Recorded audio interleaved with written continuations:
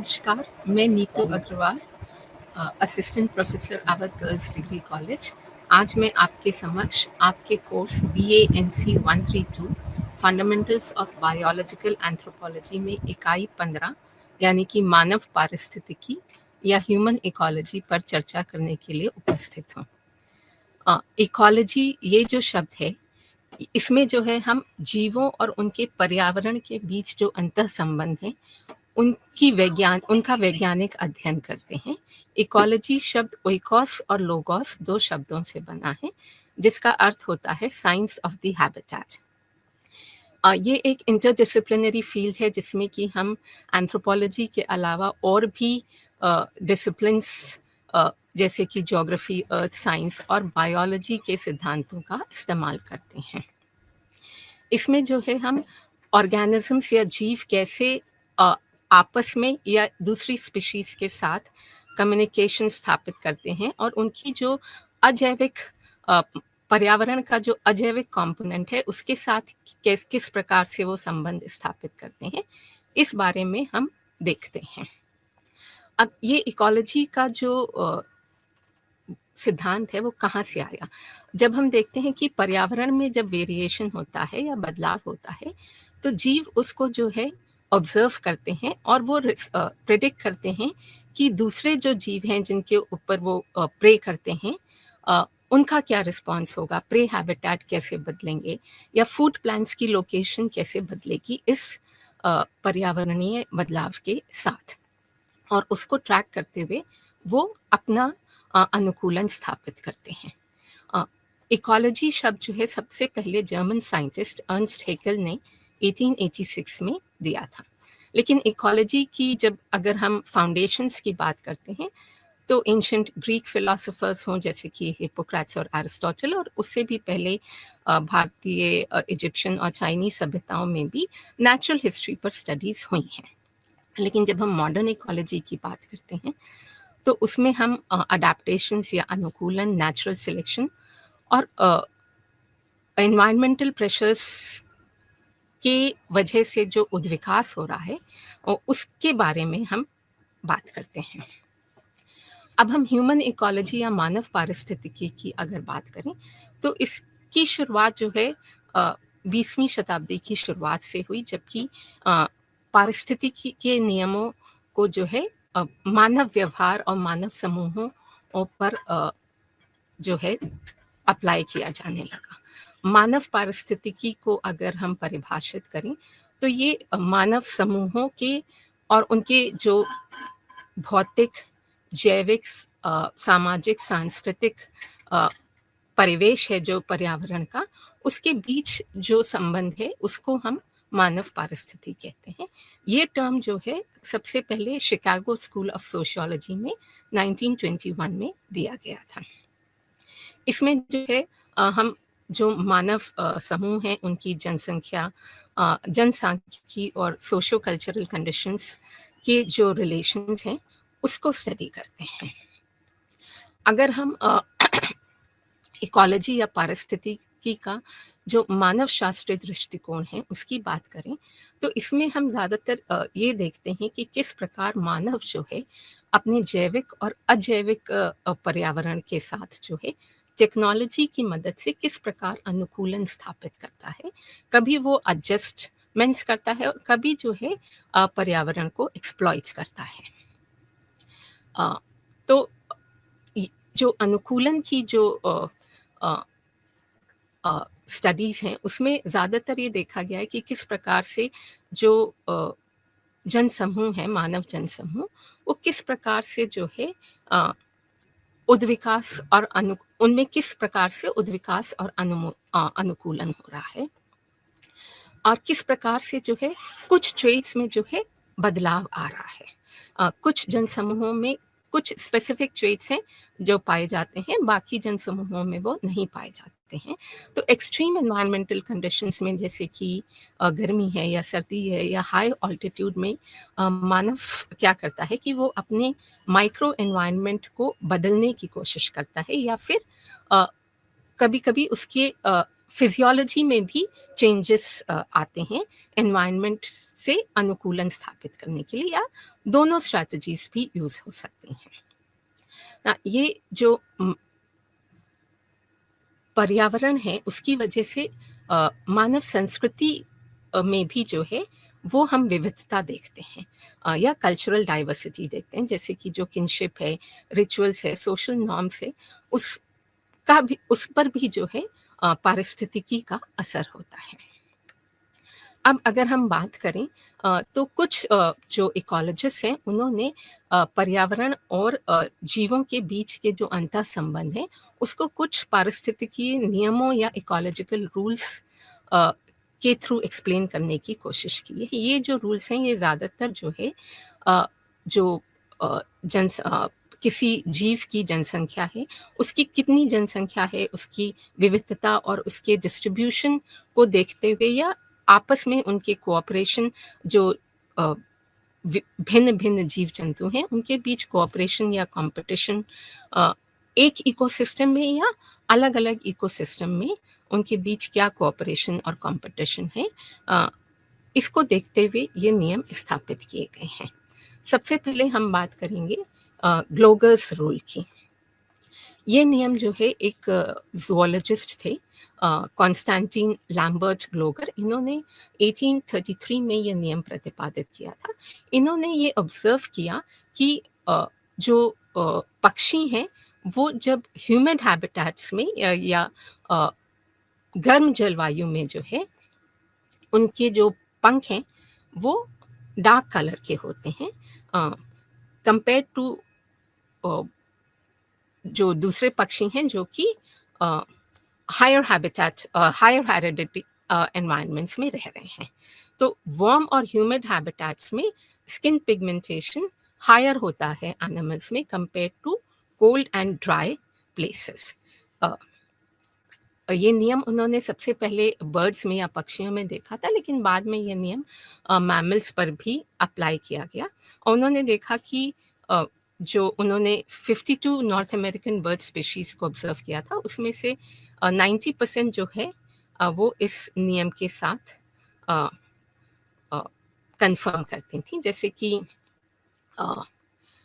और उसके बाद एडवर्ड एच बर्ट ने 2004 में अपनी एक रिपोर्ट पब्लिश की थी। उसमें उन्होंने सजेस्ट किया कि ये जो डार्क कलर के जो पंख हैं या फेदर्स हैं इसमें बैक्टीरियल डिग्रेडेशन भी कम होता है और ह्यूमिड हैबिटेट्स में बैक्टीरिया ज़्यादा थ्राइव करता है एरिड हैबिटेट्स के कंपैरिजन में, इसलिए भी ये एक अच्छा अनुकूलन है। अब अगर हम मानव की बात करें तो क्या ये नियम मानव में अप्लाई करता है? अगर हम मानव मानव जनसमूहों को देखें तो जो भूमध्य रेखा या इक्वेटोरियल और ट्रॉपिकल रीजन्स में रहते हैं उनमें डार्कर स्किन कलर पाया जाता है compare to people living in colder latitudes. ये जो है एक तरह से जेनेटिक अडेप्टेशन हुआ है कि लोअर लैटिट्यूड्स पे जो है एक्सेसिव सोलर यूवी रेडिएशन होता है, उससे बचाव के लिए ये एक तरह का अनुकूलन है। लेकिन ये एक एक्सेप्शन देखा गया कि हाई ऑल्टीट्यूड में तिब्बतन्स में भी डार्कर स्किन कलर पाया जाता है, जबकि वो इक्वेटर से बहुत दूर भी हैं। तो ये पाया गया कि तिब्बतन्स में ये जो अडेप्टेशन है ये इस वजह से है क्योंकि वहाँ पर भी जो है एक्सट्रीमली हाई यूवी इरेडिएशन होता है आइस क्रिस्टल्स की वजह से। अब अगर हम बात करें बर्गमैन्स रूल की, तो बर्गमैन्स रूल जो है जर्मन बायोलॉजिस्ट कार्ल बर्गमैन ने 1847 में प्रतिपादित किया था। उन्होंने जो है जीवों के बीच में जो है बहुत सारे क्लाइमेटिक कंडीशंस के साथ जो है बहुत सारे फिजियोलॉजिकल या जैविक अंतर पाए। उन्होंने देखा कि जो वार्म ब्लडेड या एंडोथर्मिक एनिमल्स हैं जो कि अपना एक कांस्टेंट बॉडी टेम्परेचर मेंटेन करते हैं, उनमें जो है वार्म क्लाइमेट्स में जो पाए जाते हैं, जो इक्वेटर के आसपास वार्म क्लाइमेट्स में पाए जाते हैं, उनका जो बॉडी साइज़ है वो छोटा होता है, आई मीन लेस बल्की होता है। जबकि जो इक्वेटर से दूर या कोल्डर रीजन्स में पाए जाते हैं, उनका बॉडी साइज़ ज़्यादा होता है या फिर मास ज़्यादा होता है या बल्की होता है। अ, इस ये इस कारण है कि जो बड़े एनिमल्स हैं, उनका बॉडी मास ज़्यादा होने से क्या होगा, उनमें ज़्यादा सेल्स होंगी तो ज़्यादा हीट प्रोड्यूस होगी। और वो हीट अगर कंज़र्व होगी तो हम कोल्ड रीजन्स में जो है एक अनुकूलन स्थापित कर सकते हैं। उनका ये कहना है कि जब बॉडी मास ज़्यादा होता है तो सरफेस एरिया कम हो जाता है। I mean ratio of volume to surface area कम हो जाता है, क्योंकि सरफेस एरिया स्क्वायर में बढ़ रहा है और वॉल्यूम क्यूब में बढ़ रही है। तो वॉल्यूम ज़्यादा हो रही है, सरफेस एरिया कम हो रहा है। उसकी वजह से जो मेटाबॉलिक हीट प्रोड्यूस हो रही है, वो कंज़र्व हो रही है, क्योंकि वो सरफेस एरिया कम होने की वजह से वो बाहर नहीं जा पा रही है। जबकि इसके विपरीत जो है वार्मर टेम्परेचर्स में कम बॉडी मास पाया जाता है, तो उसकी वजह से सरफेस एरिया बढ़ जाता है रिलेटिव टू वॉल्यूम, तो हीट लॉस ज़्यादा होता है। तो अगेन वार्मर टेम्परेचर्स में हमें हीट लॉस की ज़रूरत है। तो ये एक थर्मल एडवांटेज है बड़े एनिमल्स का कोल्डर क्लाइमेट्स में और छोटे एनिमल्स का वार्मर क्लाइमेट्स में। ये रूल जो है जितनी भी एंडोथर्मिक स्पीशीज़ हैं मैमल्स, बर्ड्स की, ज़्यादातर पर अप्लाई करता है। और लेकिन कुछ रिसर्चर्स ने ये देखा है कि ये रूल कुछ एक्टोथर्मिक स्पीशीज़ में भी अप्लाई करता है। अगर हम एनिमल्स की बात करें तो पोलर बेयर जो है, जब हम देखते हैं जो पोल्स के पास रहते हैं, उनका साइज़ जो है compare to bears living near the equator ज़्यादा होता है। ऐसे ही पेंगुइन्स जो हैं, जो आर्कटिक एरियाज़ में हैं, वो गैलापागोस आइलैंड के पेंगुइन से अ, ज़्यादा बड़ी हैं। अ, और अगर हम पहले की बात करें तो भी ये देखा गया है कि पेलियोजीन के समय में पेलियोसीन इयोसीन थर्मल मैक्सिमम जो हुआ था और इयोसीन थर्मल मैक्सिमम 2 के दौरान भी जो है हमको जब टेम्परेचर बढ़ा था, तो we noted reversible dwarfing of mammals. तो ये जो बर्गमैन्स रूल है, ये बहुत सारे मैमल्स की स्टडीज़ के बाद ये पाया गया है कि ये बर्गमैन रूल जो है ज़्यादातर मैमल्स पर अप्लाई करता है। कुछ एक्सेप्शंस हैं, लेकिन 2/3 मैमल्स इस रूल से कन्फर्म करते हैं। अब क्या ये रूल मानव पर अप्लाई करता है कि नहीं? स्टडीज़ में पाया गया है कि ये रूल मानव पर भी अप्लाई करता है। 1950s में कुछ 100 ह्यूमन पॉपुलेशंस पर स्टडी हुई और उसमें पाया गया कि बॉडी मास और मीन एनुअल टेम्परेचर के बीच स्ट्रॉन्ग नेगेटिव कोरिलेशन है। इसका मतलब ये है कि जहाँ पर एयर टेम्परेचर हाई है, वहाँ पर लोगों का बॉडी मास लो है, और जहाँ एयर टेम्परेचर लो है, वहाँ लोगों का बॉडी मास हाई है। कुछ एक्सेप्शंस ज़रूर हैं, जैसे कि अगर हम देखें कि आर्कटिक पोल्स के पास जो ह्यूमन पॉपुलेशंस रहती हैं, जैसे इन्युइट्स हैं, सामी हैं, ये ऑन एवरेज जो है मिड लैटिट्यूड्स की पॉपुलेशन से हैवी होती हैं। तो मार्शल टी न्यूमैन ने 1953 में ये स्टडी करके पाया कि जो नेटिव अमेरिकन पॉपुलेशंस हैं, ये जनरली जो है बर्गमैन रूल से कंफर्म करती हैं।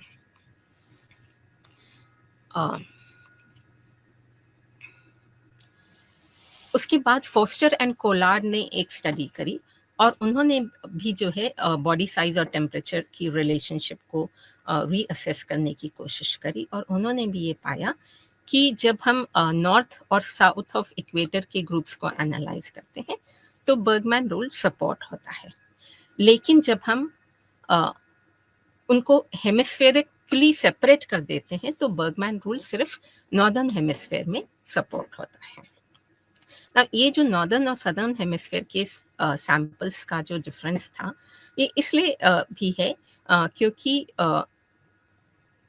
ये पाया गया कि बर्गमैन रूल से मॉडर्न ह्यूमंस तभी कंफर्म करते हैं जब मेजर डिफरेंसेस जो है लैटिट्यूड और टेम्परेचर में पाया जाता है। माइनर डिफरेंसेस में हम ये नोटिस नहीं कर सकते हैं। उसके बाद एस्टन एट ऑल ने 2000 में फिर से ये स्टडी करने की कोशिश करी और उन्होंने भी पाया कि साइज लैटिट्यूड और साइज टेम्परेचर ट्रेंड्स जो हैं वो ज़्यादातर जो ऑर्डर्स और फैमिलीज हैं जीवों की, उनमें कंसिस्टेंट पाए जाते हैं। उन्होंने ये भी टेस्ट करने की कोशिश की कि क्या बर्गमैन्स रूल जो है स्मॉलर मैमल्स पर ज़्यादा स्ट्रांगली देखा जा सकता है कंपेयर टू लार्जर मैमल्स, लेकिन उन्होंने इसके लिए कोई सपोर्ट उनको नहीं मिला। लेकिन उनकी स्टडी में ये भी पाया गया कि जो हीट कंजर्वेशन का जो एक्सप्लेनेशन है वो उतना उनको सही नहीं लगा। फिर एक स्टडी हुई टेप्लेट्स्की एट ऑल 2008 की।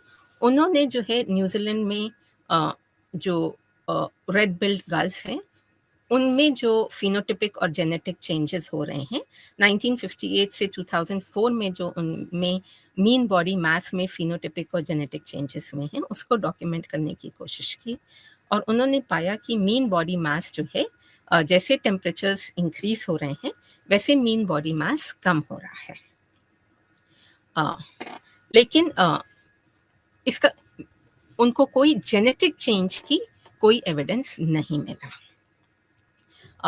तो उनकी स्टडी से ये निकल कर आया कि जो बॉडी साइज में एनिमल पॉपुलेशंस में चेंज हो रहा है वो फिनोटिपिक प्लास्टिसिटी की वजह से हो सकता है rather than to genetic microevolutionary responses। फिर कुछ लोगों ने अभी फिलहाल 2022 में एक पेपर छपा था। उन्होंने ये बोला कि बॉडी साइज और शेप जो है वो सोशियो इकोनॉमिक, पॉलिटिकल और इमोशनल फैक्टर्स से रेगुलेट हो रहा है और उसके अलावा न्यूट्रिशन और इन्फेक्शन से भी उसका टेम्परेचर का उस पर कोई असर नहीं है। सो उनका कहना था कि Bergmann's rule is a just so story and now it should be relegated to teaching and scholarship about the history of science। अब ये रूल जो है acceptable science नहीं है और ये फिजियोलॉजिकल एंथ्रोपोलॉजी के बारे में कुछ भी नहीं बताता है। अब अगर हम बात करें एलन्स रूल की तो हीट लॉस जो है वो एक मेजर प्रॉब्लम है कोल्ड क्लाइमेटिक कंडीशंस में जो एनिमल्स रहते हैं उनके लिए, क्योंकि स्किन की सरफेस पर ज़्यादातर हीट जो है वो रेडिएशन के द्वारा लूज हो जाती है। तो अगर बॉडी का सरफेस एरिया कम होगा उसके साइज के कंपैरिजन में तो सरफेस तो वो कम हीट लूज करेगा। तो अगर हम ये जोसेफ जोएल असाफ एलन जो है एक अमेरिकन बायोलॉजिस्ट थे 1877 में, उन्होंने देखा कि जो वार्म ब्लडेड एनिमल्स हैं उनमें जो उनकी जो स्पीशीज सेम स्पीशीज जो है वो उनकी जो पॉपुलेशंस इक्वेटर के आसपास वार्म क्लाइमेटिक रीजन्स में रह रही हैं उनके लंबे लिम्स होते हैं, उनकी एक्सट्रीमिटीज लंबी होती हैं, हाथ पैर लंबे होते हैं, जबकि कंपेयर टू पॉपुलेशंस जो कि इक्वेटर से दूर या कोल्डर इन्वायरमेंट्स में रह रही हैं। तो इसका मतलब ये है कि उनके जो अपेंडेजेस हैं वो लॉन्गर हैं, तो उसका जो सरफेस एरिया है वो बढ़ जाता है। तो सरफेस एरिया बढ़ जाने से क्या हो रहा है कि बॉडी हीट जो है जल्दी रेडिएशन के थ्रू लूज हो रही है। तो एलन का जो रूल है वो बर्गमैन के रूल को ही एक्सटेंड करता है and it just includes the protruding body parts जैसे कि हैंड्स हैं, फीट हैं, legs, I mean tails, ears, bills. और एलन ने ये पाया कि ये जो है ये रूल जो है सिर्फ बर्ड्स पर ही नहीं, ये रूल जो है वुल्फ्स पर और बाकी वाइल्ड एंड आई मीन बाकी मैमल्स पर भी अप्लाई करता है। सो जो एंडोथर्मिक एनिमल्स हॉट क्लाइमेट में रहते हैं, उनके ज़्यादातर लॉन्ग और थिन ईयर्स होते हैं, टेल्स भी लॉन्ग होती हैं, लिम्स भी लॉन्गर होते हैं और स्नाउट भी लॉन्गर होती है। जबकि जो कोल्ड क्लाइमेट में रहते हैं, उनके जो ईयर, टेल और लिम्ब वगैरह हैं, वो शॉर्टर और थिकर होते हैं। अब अगर हम इसका एग्जाम्पल देखें तो आर्कटिक पोल के पास जो हेयर पाए जाते हैं, उन वो कंपैरेटिवली शॉर्टर होते हैं, और उनका जो हेड है वो मोर और लेस स्फेरिकल होता है। जबकि जो ब्लैक टेल्ड जैक रैबिट है, जो कि हॉट एरिड एरियाज में पाया जाता है, उसके कान लंबे होते हैं, उसके लेग्स भी लंबे होते हैं और उसका हेड भी लंबा होता है। Polar bear and comparison to bear found in the equatorial regions also has stocky limbs and short ears. अब क्या ये रूल मानव पर भी अप्लाई करता है? अब अगर हम देखें तो एस्किमोस को अगर हम देखें तो उनका भी स्टॉकी बिल्ड होता है, उनके शॉर्टर लिम्स होते हैं। जबकि जो ईस्ट अफ्रीका में रहने वाली मसाई जनजाति है, वो उनकी टॉल और स्लेंडर बॉडी होती है और लॉन्ग लिम्स होते हैं। क्योंकि ये जो है एक एडवांटेज है हॉट ट्रॉपिकल एरियाज में, सरफेस एरिया बड़ा होने की वजह से बॉडी हीट लूज करने में मदद करता है। इसी प्रकार पेरू में जो हायर ऑल्टीट्यूड पर जो पॉपुलेशंस रह रही हैं, उनके भी शॉर्टर लिम्स हैं कंपेयर टू दो same populations living in low lying coastal areas, जिनकी की लॉन्गर लिम्स और लार्जर ट्रंक्स हैं।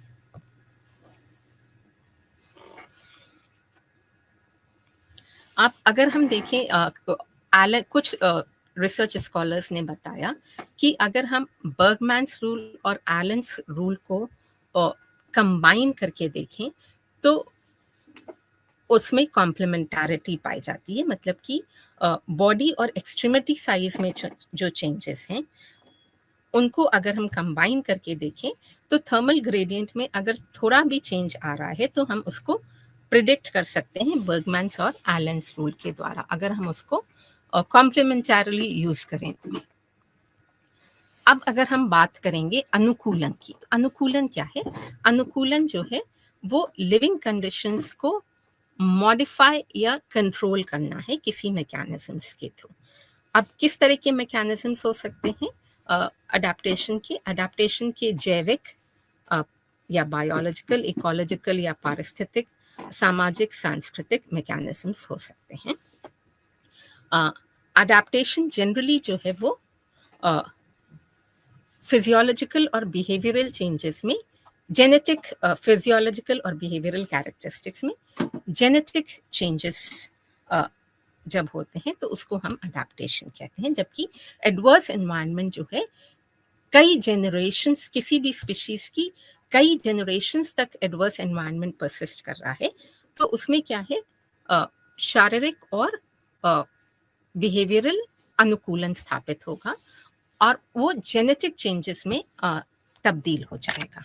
जबकि अडेप्टेशन से ही संबंधित दो और टर्म्स हैं, अक्लिमेशन और अक्लिमेटाइजेशन। अक्लिमेशन क्या है? जब कोई भी एनिमल कोई एक स्पेसिफिक स्ट्रेसर से, पर्यावरण में कोई एक स्पेसिफिक स्ट्रेसर है, जैसे कि गर्मी है, उससे कुछ अनुकूलन स्थापित करने के लिए उसका जो फिनोटिपिक रिस्पॉन्स होता है उसको हम अक्लिमेशन कहते हैं। और यही रिस्पॉन्स अगर कई साइमल्टेनियस स्ट्रेसर्स के लिए हो, कोऑर्डिनेटेड रिस्पॉन्स जैसे कि टेम्परेचर, ह्यूमिडिटी एटसेट्रा, तो उसे हम अक्लिमेटाइजेशन कहते हैं, जो कि एक स्पेसिफिक एक ही जनरेशन में पाया जा रहा है। जबकि adaptation is seen over several generations of species. Adaptation जो है फिजियोलॉजिकल भी हो सकता है या जेनेटिक, और बिहेवियरल या कल्चरल भी हो सकता है। बायोलॉजिकल अडेप्टेशन जो है वो 5 लेवल्स पर देखा गया है। पहला है जेनेटिक अडेप्टेशन, जबकि बॉडी जैसे कि बॉडी शेप या साइज़ में जो अभी हमने एलन्स रूल और बर्गमैन्स रूल में बात करी, उसमें कुछ एडवांटेजेस कैरेक्टरिस्टिक्स विकास के साथ आ गई हैं। या डेवलपमेंटल अडेप्टेशन और प्लास्टिसिटी, जब कोई एक पर्टिकुलर एनवायरनमेंट में हम एक अप्रोप्रिएट रिस्पॉन्स एक्वायर कर लेते हैं, जैसे कि हॉट ट्रॉपिकल एरियाज में रहने के लिए, for that particular moment, that is developmental adaptation और प्लास्टिसिटी। या लॉन्ग टर्म एक्लेमेटाइजेशन, जो कि ओवर द ईयर्स एक्वायर होता है, लेकिन जैसे ही एनवायरनमेंट चेंज होगा वो रिवर्सिबल हो जाता है। सीजनल एक्लेमेटाइजेशन, ये हर एनुअल साइकिल के साथ ये चेंज रिवर्सिबल होता है। और शॉर्ट टर्म एक्लेमेटाइजेशन, जो हम डेली रिस्पॉन्स करते हैं चेंजेस के साथ, उसे शॉर्ट टर्म एक्लेमेटाइजेशन कहते हैं। ना क्योंकि ह्यूमंस वार्म ब्लडेड एनिमल्स हैं या होम्योथर्मिक हैं, तो वो कोशिश करते हैं कि अपना बॉडी टेम्परेचर मेंटेन करें, दैट इज थर्मोरेगुलेशन के थ्रू। ना हमारी बॉडी को हम कोर या पेरिफेरी में डिवाइड कर सकते हैं। तो ज़्यादातर मेटाबॉलिक एक्टिविटीज़ कोर में होती हैं, तो वहाँ पर हीट का रिजर्वॉयर हो जाता है या हीट प्रोडक्शन भी होता है। ना अगर हम देखें तो ह्यूमंस में average body temperature is 37 degree Celsius और 98.6 डिग्रीज फ़ारेनहाइट, लेकिन ये एक एक्सेप्टेबल रेंज है, that is between 85 degrees Fahrenheit to 105 degrees Fahrenheit. अगर इससे ऊपर या नीचे होता है तो बॉडी का बैलेंस बिगड़ता है and it can lead to dangerous consequences. ना ये जो बॉडी का टेम्परेचर है वो मेंटेन करने के लिए जो है बॉडी बहुत तरह के अडेप्टेशंस यूज़ करती है। जब core body temperature 85 degrees Fahrenheit से कम होता है तो उसे हम हाइपोथर्मिया कहते हैं। जब 94 डिग्रीज फ़ारेनहाइट से कम होने लगता है तो वो सोचने की बात होती है, और जब वो 85 डिग्रीज फ़ारेनहाइट से कम हो जाता है तो बॉडी जो है बहुत रैपिडली कूल होने लगती है, और फिर जो है बॉडी में बहुत सारे जो ऑर्गन्स हैं वो काम करना बंद कर देते हैं। तो हाइपोथर्मिया जो है वो situation again is a dangerous situation. और दूसरी सिचुएशन है हाइपरथर्मिया, जबकि core body temperature 105 degree Fahrenheit से ज़्यादा हो जाता है। तो ह्यूमंस जो है बहुत सारे हमने देखा है कि आज की तारीख में ह्यूमंस जो हैं विभिन्न पर्यावरणीय क्षेत्रों में रहते हैं, और उन्होंने अपनी संस्कृति और टेक्नोलॉजी के थ्रू जो है अपने आप को इन पर्यावरणों के लिए अडेप्ट कर लिया है by the use of mainly shelter, clothing etcetera.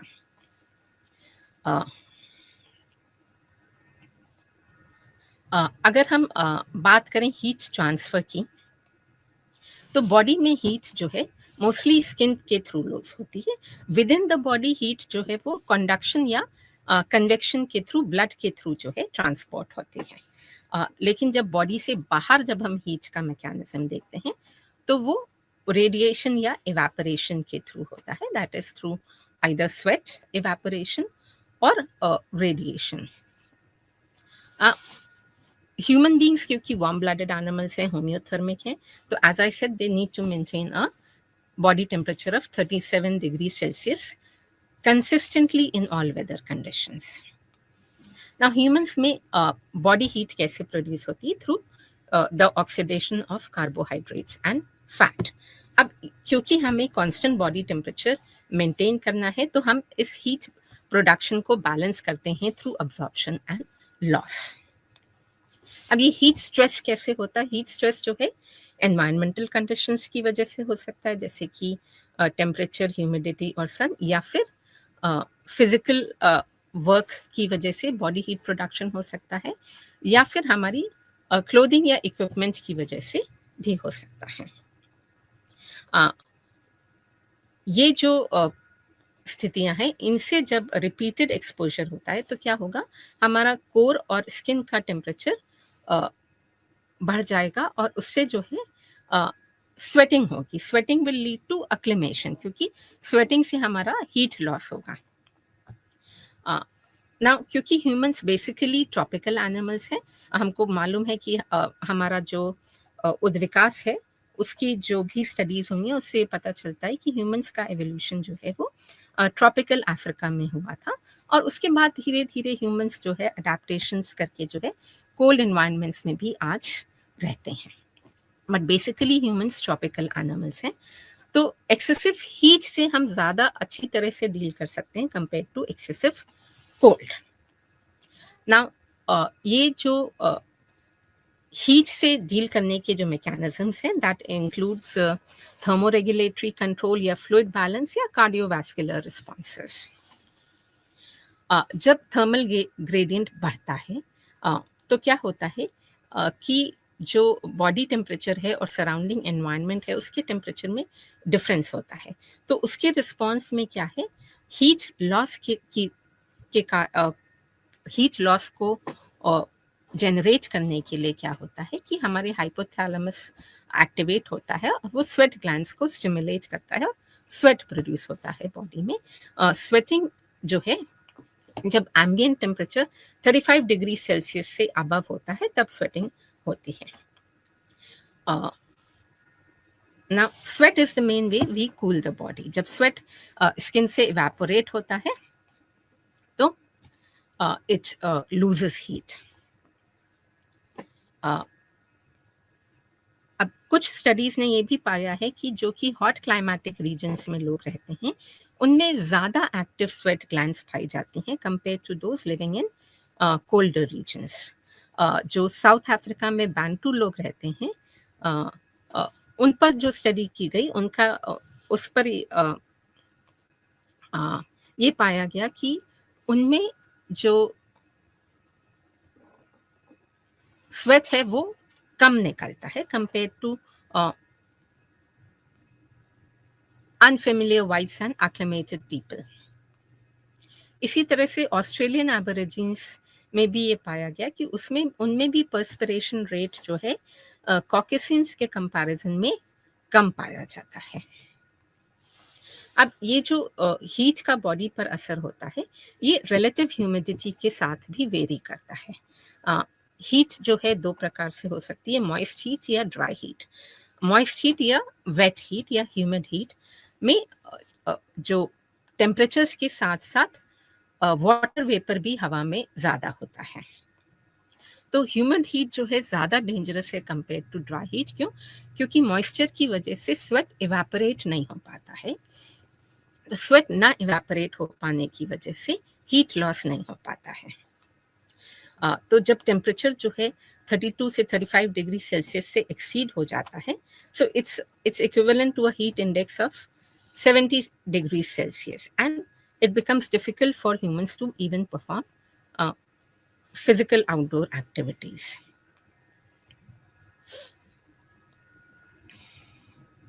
जबकि ड्राई हीट में जो है वाटर वेपर बहुत कम होता है जैसे कि डेजर्ट कंडीशंस में, तो ह्यूमिडिटी लो होने की वजह से स्वेट इजीली इवेपोरेट हो जाता है या उड़ जाता है। उसकी वजह से हम डेजर्ट इन्वायरमेंट्स में ट्रॉपिकल रेन फॉरेस्ट के कंपैरिजन में ज़्यादा कंफर्टेबल फील करते हैं।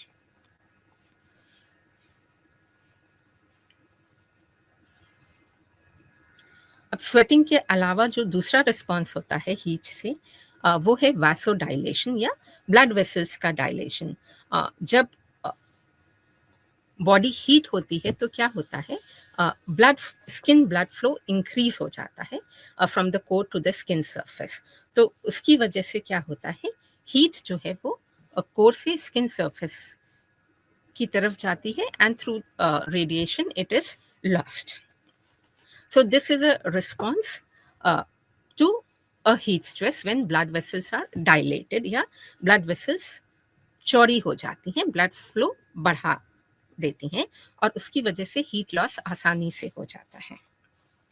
जब पेरिफेरल ब्लड वेसल्स में वासोडाइलेशन होता है तो हमको अक्सर देखने को मिलता है गर्मी के मौसम में कि हमारी स्किन जो है रेड हो जाती है क्योंकि ज़्यादा ब्लड जो है सरफेस की तरफ आ रहा है और वो ब्लड जो है कोर बॉडी से सरफेस की तरफ हीट को लेकर आ रहा है जो एनवायरनमेंट में रेडिएशन के थ्रू पहुंच जाती है।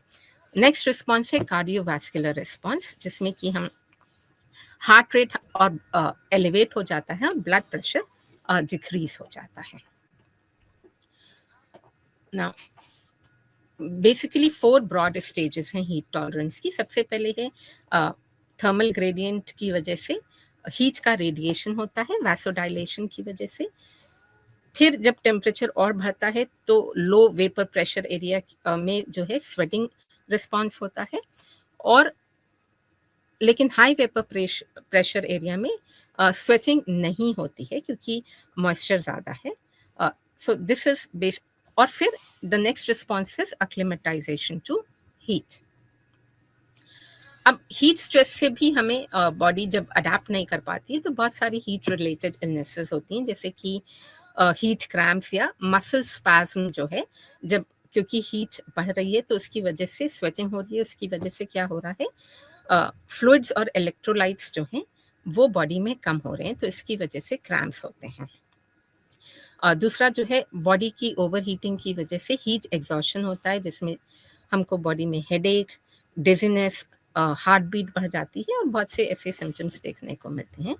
एंड हीट स्ट्रोक जो है वो लाइफ थ्रेटनिंग होता है। हीट स्ट्रोक में क्या होता है कि प्रोलॉन्ग जब हाई टेम्परेचर होता है तो उसकी वजह से डिहाइड्रेशन होता है।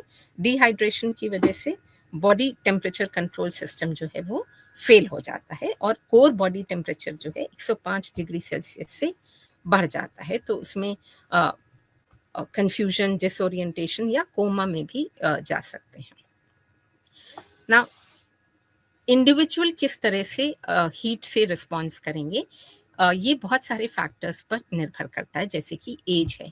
तो पाया गया है कि मिडिल एज जो लोग हैं, जो 45 से 64 साल की उम्र के लोग हैं, वो ज़्यादा वर्क हीट इंटॉलरेंट होते हैं। तो उसमें उनमें ज़्यादा फिजियोलॉजिकल स्ट्रेन होता है कंपेयर टू यंगर पीपल। उसके अलावा फिजिकल एक्टिविटी की वजह से भी जो है वो देखने को पाया गया है कि जब फिजिकल एक्टिविटी हाई होती है तो मेटाबॉलिक हीट 10 टू 20 टाइम्स बढ़ जाती है compare to resting stage. Then body shape और प्रोपोर्शन, जो कि हमने अभी एलेंस रूल और बर्गमैन्स रूल की बात करी थी। तो जो हॉट एनवायरनमेंट्स में या गर्म जलवायु में लोग रहते हैं उनमें बॉडी मास कम पाया जाता है, लॉन्गर एक्सट्रीमिटीज या लॉन्गर लिम्स पाए जाते हैं compare to colder regions. Obesity या मोटापे का भी असर होता है, क्योंकि जो ओबीज या मोटे लोग होंगे उनमें बॉडी हीट कंटेंट बढ़ जाता है, क्योंकि higher resting metabolic heat production होता है और heat loss compare to skin surface area कम हो जाता है। उसके अलावा ये भी पाया गया कि लोगों की एथनिसिटी से भी हीट स्ट्रेस का रिस्पॉन्स जो है अलग होता है। जैसे कि जो ऑस्ट्रेलिया में जो इमिग्रेंट लोग हैं उनमें हीट वल्नरेबिलिटी ज़्यादा पाई गई है कंपेयर टू इंडिजिनस ऑस्ट्रेलियंस। ना ह्यूमंस ने, जैसा कि हमने देखा है कि ह्यूमंस ने में जो अनुकूलन होता है वो सिर्फ जैविक ही नहीं होता है, सांस्कृतिक भी होता है।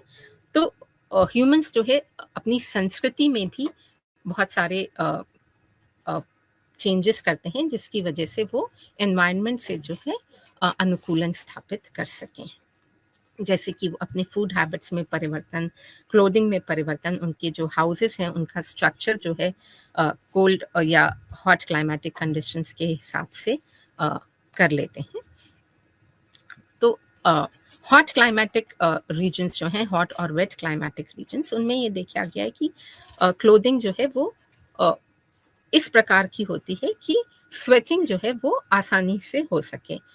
वो बहुत ज़्यादा क्लोथिंग नहीं होती और हाउसेस जो है ओपन होते हैं। और डेजर्ट्स में ये देखा गया है कि हाउसेस इस तरह से बनाए जाते हैं कि वो मैक्सिमम डे टाइम हीट के समय में भी ठंडे रहें।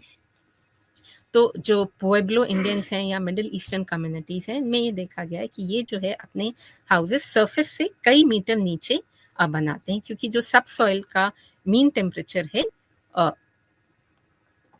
वो सरफेस सॉइल के कंपैरिजन में ठंडा होता है। तो ये अपने हाउसेस जो है सरफेस से नीचे बनाते हैं। उसके अलावा डेज़र्ट्स में जैसे कि चांबा अरब्स हैं जो कि सहारा डेज़र्ट में रहते हैं, वो इस तरह की क्लोथिंग पहनते हैं जो कि उनकी स्किन और क्लोथ्स के बीच में जो है एयर ट्रैप कर सके, जिससे कि हाई एयर टेम्परेचर जो है वो स्किन तक ना पहुँचे। और हॉट क्लाइमेट्स में जनरली लोग जो है दिन में फिज़िकल एक्टिविटी अ, कम करते हैं। अ, अब अगर हम देखें इसमें बहुत अच्छे एग्जाम्पल्स हैं बेदुइन और ट्वरिक पॉपुलेशंस के, जो कि नॉर्दर्न अफ्रीका और अरेबियन पेनिनसुला में पाई जाती हैं। फिजियोलॉजिकली उनमें ये पाया गया कि उनमें एक्टिव स्वेट ग्लैंड्स ज़्यादा होती हैं, लोअर रेस्टिंग मेटाबॉलिक रेट होता है जो कि बॉडी टेम्परेचर मेंटेन करने में मदद करता है। बिहेवियरली वो जो है, जैसा कि हमने अभी बताया था, वो hot part of the day में ट्रैवल कम करते हैं और वो ओपन टेंट्स में रहते हैं, और उनकी क्लोथिंग जो है वो लूज फ्लोइंग गारमेंट्स पहनते हैं जो कि ब्रीदेबल मटेरियल का होता है, which allows them to lose heat. उसके अलावा उनके जो घर हैं वो भी इसी तरह से अडेप्टेड होते हैं। तो ये जो स्पेशलाइज्ड मटेरियल कल्चर, जो अलग अलग ग्रुप्स अपने एनवायरनमेंट के साथ अनुकूलन, जो माइक्रो क्लाइमेट है, वो एक प्रकार का फेवरेबल माइक्रो क्लाइमेट क्रिएट करते हैं अपनी बॉडी के अराउंड टू मेंटेन होम्योस्टासिस और thermo regulation with the outline body with the atmosphere.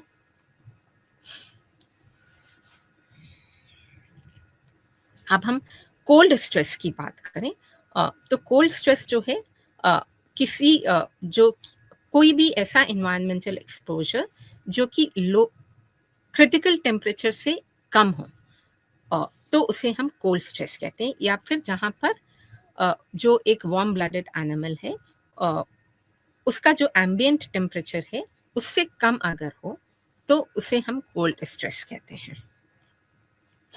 सो ऐसे में क्या होगा कि उसे मेटाबॉलिक हीट प्रोडक्शन जो है बढ़ाना पड़ेगा थर्मल बैलेंस मेंटेन करने के लिए।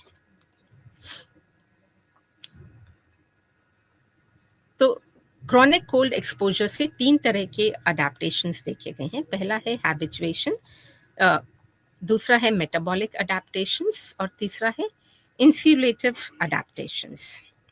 और ज़्यादातर हैबिचुएशन जो है वो मोस्ट कॉमन रिस्पॉन्स है। हैबिचुएशन में basically it leads to shivering, vasoconstriction और बोथ। शिवरिंग जो है, शिवरिंग से क्या होता है कि जब हम कॉन्स्टेंटली शिवर कर रहे हैं तो मसल एक्टिविटी बढ़ रही है। मसल एक्टिविटी बढ़ने की वजह से हीट प्रोडक्शन हो रहा है। तो इवन एन अनक्लोथेड पर्सन, जबकि एम्बिएंट टेम्परेचर 25 डिग्री सेल्सियस से कम हो जाता है, तो एक शिवरिंग रिस्पॉन्स होता है। मसल एक्टिविटी बढ़ने की वजह से हीट प्रोडक्शन बढ़ जाता है और बॉडी टेम्परेचर जो है वो उतना तेजी से कम नहीं हो पाता है in response to the environment. Next response is vasoconstriction. Cold exposure से क्या होता है कि ब्लड वेसल्स जो है स्किन सरफेस के पास वो नैरो हो जाते हैं, और ये क्या होता है, इसकी वजह से ब्लड फ्लो रिड्यूस हो जाता है। ब्लड फ्लो रिड्यूस होने की वजह से क्या होगा कि हीट लॉस जो है वो कम हो जाएगा। तो कोर बॉडी हीट जो है वो प्रिजर्व हो जाएगी क्योंकि पेरिफेरल ब्लड फ्लो कम हो रहा है, तो स्किन जो है हीट लॉस स्किन में कम होगा। लेकिन अगर फ्रीजिंग पॉइंट से टेम्परेचर कम है तो प्रोलॉन्ग्ड वैसोकॉन्स्ट्रिक्शन से क्या होगा, फ्रॉस्ट बाइट हो सकती है। फ्रॉस्ट बाइट में टिश्यू जो है फ्रीज होने की वजह से टिश्यू डिस्ट्रॉय हो जाते हैं, और फ्रॉस्ट बाइट जब सिवियर हो जाती है तो गैंग्रीन भी हो जाता है, और उसकी वजह से जो है जो हमारी एक्सट्रीमिटीज हैं उनको एम्प्यूटेट भी करना पड़ सकता है। तो इसकी वजह से क्या होता है, बॉडी का जो इंटरनल टेम्परेचर रेगुलेटिंग मैकेनिज्म है वो कैसे रिस्पॉन्ड करता है। जब पहले वैसो कॉन्स्ट्रिक्शन हुआ, फिर वैसो कॉन्स्ट्रिक्शन की वजह से जो है दिक्कत आ रही है, तो फिर जो है वो वैसो डायलेशन हो जाता है। उसमें क्या हुआ कि ब्लड फ्लो स्किन सरफेस पे इंक्रीज हो जाता है। तो इस तरह की सिचुएशन में क्या हो रहा है, we are having a frequent vasoconstriction and vasodilation. So the blood vessels जो है वो फ्रीक्वेंटली डायलेट करती हैं, इसको हम कहते हैं कोल्ड इंड्यूस्ड वैसोडाइलेशन। ये तब होता है जब बॉडी कोर वार्म है और एक्सट्रीमिटीज जो हैं वो कोल्ड से एक्सपोज हो रही हैं।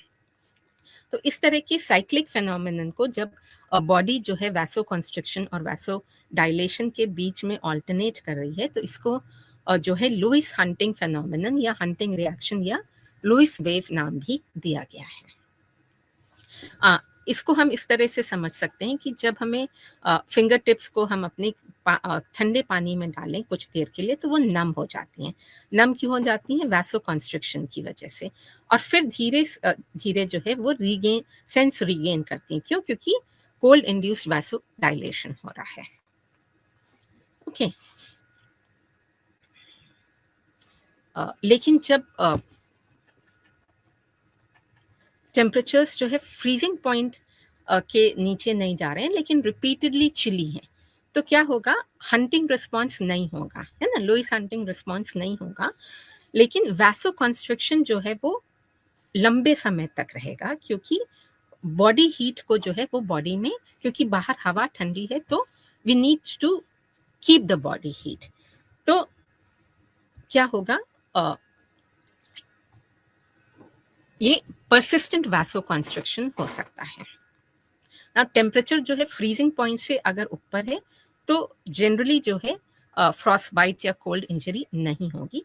इस तरह का रिस्पॉन्स जो है वो हमें सदर्न अफ्रीका और ऑस्ट्रेलिया के इंडिजिनस डेजर्ट ड्वेलर्स में देखने को मिलता है, जहाँ पर टेम्परेचर दिन में तो गर्म रहता है और रात में बहुत ठंडा हो जाता है। तो इनमें क्या होता है कि चेस्ट और एब्डोमेन के पास जो है फैट डिपॉजिट हो जाता है। This fat serves as a insulating mechanism.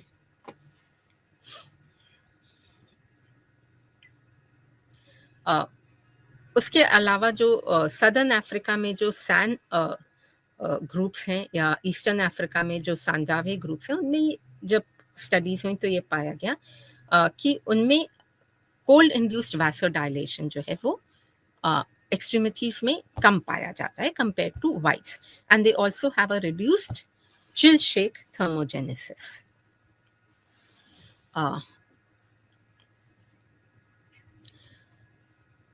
अब ह्यूमंस में जो है वाइट एडिपोज टिश्यू के अलावा जो है एक ब्राउन एडिपोज टिश्यू भी होता है। This is for producing heat from food. तो कोल्ड एक्सपोजर से क्या होता है कि ब्राउन फैट सेल्स जो है वो प्रोलिफरेट हो जाती हैं और हीट रिलीज होती है। उसके अलावा जब कोल्ड एनवायरनमेंट में मेटाबॉलिक रेट बढ़ जाता है, मेटाबॉलिक रेट बढ़ने की वजह से जो है एनर्जी एक्सपेंडिचर बढ़ जाता है। एनर्जी एक्सपेंडिचर की वजह से जो है बिकॉज कोल्ड एनवायरनमेंट में देर इज कुछ जेनेटिक अडेप्टेशंस भी होते हैं क्लाइमेटिक स्ट्रेसर्स के लिए, तो कंजम्पशन ऑफ एनिमल प्रोटीन ज़्यादा होता है। तो this increased metabolic rate increases energy expenditure. ना ये जो बेसल मेटाबॉलिक रेट है, ये है क्या चीज़?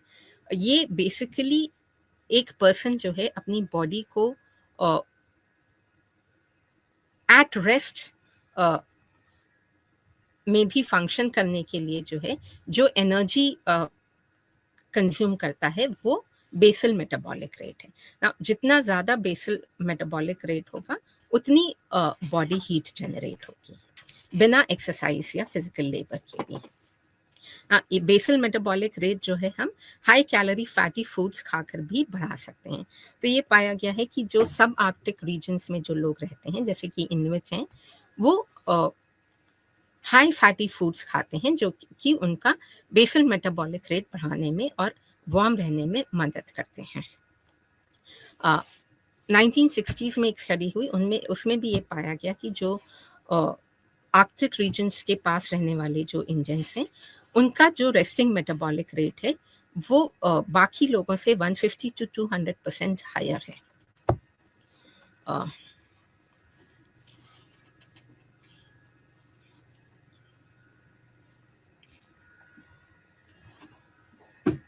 Now, when we come to cardiovascular response, जब हम अपने हाथ को कोल्ड वाटर में डालते हैं तो व्हाट हैपेंस, हार्ट रेट बढ़ जाता है, हार्ट रेट और ब्लड प्रेशर बढ़ जाता है।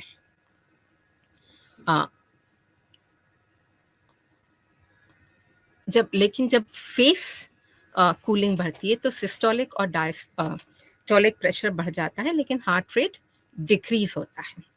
इनविच लोगों में ये पाया गया है कि उनमें जो है एक्सट्रीमिटीज में ज़्यादा ब्लड फ्लो करता है at higher temperatures compare to people living in temperate climates.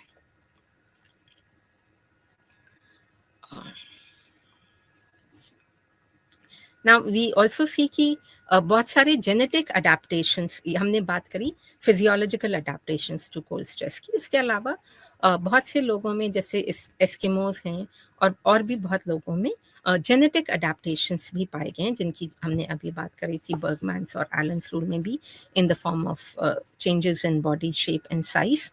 उसके अलावा कुछ एक स्टडी हुई, उसमें ये पाया गया कि जो मोंगोलॉइड फेस है that is more adaptive to colder climates. जो आर्कटिक और नॉर्दर्न एशिया के जो लोग हैं, उनके जो ब्रॉड फ्लैट फेसेस होते हैं, उन वो फ्रॉस्ट बाइट के इफेक्ट को रिड्यूस करने में मदद करते हैं।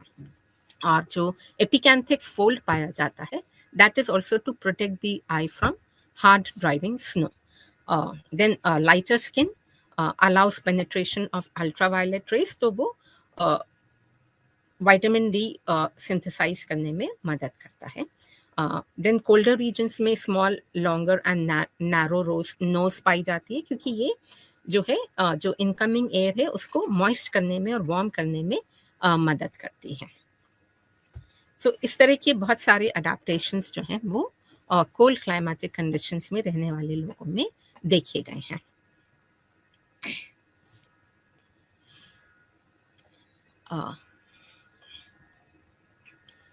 Then if you look at subcutaneous fat भी जो है कोल्डर रीजन्स में ज़्यादा पाया गया है।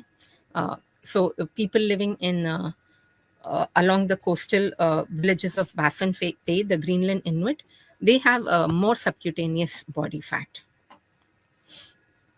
Now, when we look at it, so again, cold stress is also affected by the surface area of the body. जब body size ज़्यादा होगा, तो heat is produced, but surface area कम होने की वजह से वो heat loss नहीं हो पाता है। Then another factor which influences cold adaptation is insulation of fat. जैसा कि हमने भी बताया था, सबक्यूटेनियस फैट जो है वो एक तरह का नेचुरल इंसुलेशन होता है। जितनी ज़्यादा फैट लेयर होगी उतना स्किन का टेम्परेचर जो है वो कम होगा, और जो बॉडी सरफेस टेम्परेचर और एनवायरनमेंट का जो थर्मल ग्रेडियंट है वो कम कर देता है। देन फिजिकल फिटनेस भी जो है वो एक फैक्टर है।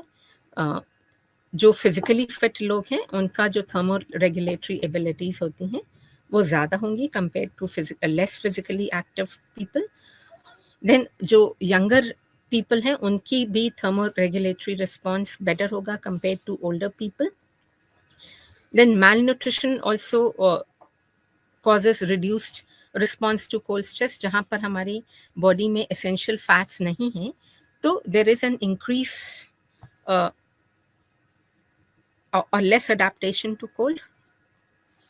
Now we've already talked about physiological adaptations and genetic adaptations. अब हम बात करेंगे cultural adaptations की। जैसा कि एस्किमोज में हमने देखा है वो बहुत सारे कल्चरल अडेप्टेशंस करते हैं, जैसे उनकी क्लोथिंग में बहुत सारे वो लेयर्स बिल्ड करते हैं, फर की क्लोथिंग पहनते हैं, सील स्किन पहनते हैं, उसमें ग्रास पैडिंग करते हैं। उनके जो घर हैं वो इग्लू वो स्नो शेल्टर्स होते हैं। तो आइस में जो आइस जो है वो it acts as an insulator, और जो परमानेंट सेटलमेंट्स हैं वो स्टोन के बनाते हैं, तो उसमें भी उसको भी जो है वो ड्रिफ्ट वुड और स्नो से कवर कर देते हैं जो इंसुलेटेड। तो बहुत सारे इस तरह के कल्चरल अडेप्टेशन हमको देखने को मिलते हैं। अब हम बात करेंगे हाई ऑल्टीट्यूड अडेप्टेशन की। 2500 मीटर से ऊपर के जो एलिवेशंस हैं उसको हम हाई ऑल्टीट्यूड बोलते हैं, अबव सी लेवल। पृथ्वी पर ऐसे 4 मेजर रीजन्स हैं जहाँ पर कि हाई ऑल्टीट्यूड में लोग रहते हैं, जैसे कि एंडीज़ में आइमारा या क्वेचिया लोग रहते हैं साउथ अमेरिका में। हिमालयाज़ में तिब्बतन शेरपा रेजिडेंट्स भोटियाज रहते हैं। इथियोपियन हाईलैंड्स जो ईस्टर्न अफ्रीका में है उसमें अम्हारा लोग रहते हैं। रॉकी माउंटेंस में अभी फ़िलहाल कोई इस तरह के इंडिजिनस ग्रुप्स नहीं हैं जो पहले थे ना।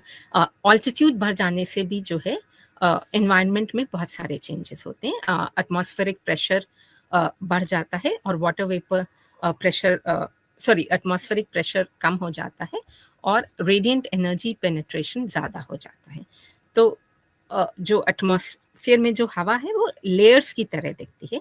जैसे सी लेवल पर जो है वो प्रेशर हाईएस्ट होगा और धीरे धीरे जैसे जैसे हम सी लेवल से ऊपर जाते जाएंगे वो एयर प्रेशर कम होता जाएगा। तो एयर प्रेशर कम होने की वजह से जो है ऑक्सीजन प्रेशर भी कम होगा, एयर और लंग्स दोनों में ही। तो इससे क्या होगा कि बॉडी के जो डिफरेंट ऑर्गन्स हैं उनको एडिक्वेट ऑक्सीजन सप्लाई नहीं मिलेगी, तो इससे जो है शॉर्टनेस ऑफ ब्रेथ, नॉजिया या इवन डेथ भी हो सकती है। तो हाई ऑल्टीट्यूड एनवायरनमेंट भी बहुत तरह के स्ट्रेसेस हो सकते हैं उसमें, जैसे कि हिपोक्सिया है, हाई सोलर रेडिएशन है, कोल्ड है, लो ह्यूमिडिटी है, हाई विंड्स है या रफ टेरेन है। फिजियोलॉजिकल पॉइंट ऑफ व्यू से देखें तो हिपोक्सिया सबसे इम्पॉर्टेंट स्ट्रेस है। हिपोक्सिया क्या है? जब ऑक्सीजन अवेलेबिलिटी कम हो जाती है बॉडी को तो उसे हिपोक्सिया कहते हैं। एटमॉस्फेरिक प्रेशर लो होने की वजह से कम हवा एंटर करती है लंग्स में, तो उसकी वजह से ऑक्सीजन इनटेक कम हो जाता है। तो जो रेड ब्लड कॉर्पसल्स हैं वो उसमें जो हीमोग्लोबिन होता है वो ऑक्सीजन को बाइंड करता है and that's how the oxygen और air when the air enters the lung. तो जो ऑक्सीजन प्रेशर है that is also directly proportional to the binding ability of oxygen to haemoglobin. तो सी लेवल पर जो है वो ऑक्सीजन कंटेंट इनहेल्ड एयर का हाई होता है। Haemoglobin is 97% saturated with oxygen, लेकिन जब ऑल्टीट्यूड बढ़ जाती है तो ऑक्सीजन प्रेशर कम होने की वजह से हीमोग्लोबिन में ऑक्सीजन सैचुरेशन कम हो जाता है। तो अब इस तरह की सिचुएशंस में ह्यूमंस जो है हाई ऑल्टीट्यूड में अडेप्ट करने के लिए बहुत सारे रिस्पॉन्सेस करते हैं, जैसे कि हाइपोक्सिक कंडीशंस में क्या होता है, ब्रीदिंग रेट हमारा बढ़ जाता है बाय अप टू 65%। सो अगर कोई पर्सन हाई ऑल्टीट्यूड पे रहता है तो उसका ब्रीदिंग रेट इज अराउंड रफली 5 times more. Then the number of RBCs and hemoglobin also increases. So क्योंकि kidneys are stimulated to secrete an enzyme which leads to the increase in the count of red blood cells. Then there is increased lung surface and increased tissue blood supply. Now, haemoglobin और haematocrit levels जो है वो altitude के साथ बढ़ जाते हैं, which allows greater oxygen capacity. High altitude में हमें क्रोनिक माउंटेन सिकनेस भी देखने को मिलती है, इसको हम मोंगेस डिजीज भी कहते हैं। उसके अलावा हमें प्री एक्लैम्सिया या high blood pressure and higher levels of protein in urine भी देखने को कभी कभी मिलता है। नाउ इंडिविजुअल्स रिस्पॉन्स जो है एज, फिजिकल फिटनेस की वजह से अफेक्ट हो सकता है। Then we see high altitude adaptations among Sherpas of Tibet and the Aymaras of Ethiopian highlands and elsewhere, जहाँ पर कि वो हमने जैसा बताया था कि उनके हाउसेस जो है वो स्टोन से बने होते हैं और उनकी जो क्लोथिंग है वो भी इस तरह की होती है कि हीट रिटेन कर सकें। अब हम बात करेंगे न्यूट्रिशनल अडेप्टेशंस की। न्यूट्रिशन जो है वो भी एक इम्पॉर्टेंट रोल प्ले करता है अडेप्टेशन में। ये देखा गया है कि एडिक्वेट ड्रिंकिंग वाटर जो है वो डिहाइड्रेशन को प्रिवेंट करता है, तो उसकी वजह से हीट इंड्यूस्ड स्ट्रेस कम हो सकता है। हॉट क्लाइमेट में जो है सॉल्ट इनटेक इंक्रीज हो जाता है ड्यू टू स्वेट कंडीशंस, और सोडियम पोटेशियम एक्सचेंज सिस्टम बढ़ जाता है, उसकी वजह से हीट पोटेशियम लॉस जो है वो बढ़ जाता है। इसी प्रकार कोल्ड क्लाइमेटिक कंडीशंस में भी हमको जो है डाइटरी चेंजेस देखने को मिलते हैं। ओके, तो हमने बात करी मानव पारिस्थितिकी क्या है, मानव पारिस्थितिकी के पारिस्थितिकीय नियमों के बारे में बात करी, और मानव अपने पारिस्थितिकी से किस प्रकार अनुकूलन स्थापित करता है। इसमें हमने गर्म जलवायु, ठंडी जलवायु और हाई ऑल्टीट्यूड से जो स्ट्रेसेस होते हैं उसमें किस प्रकार से मानव अडैप्ट करता है, इसके बारे में बात करी। धन्यवाद।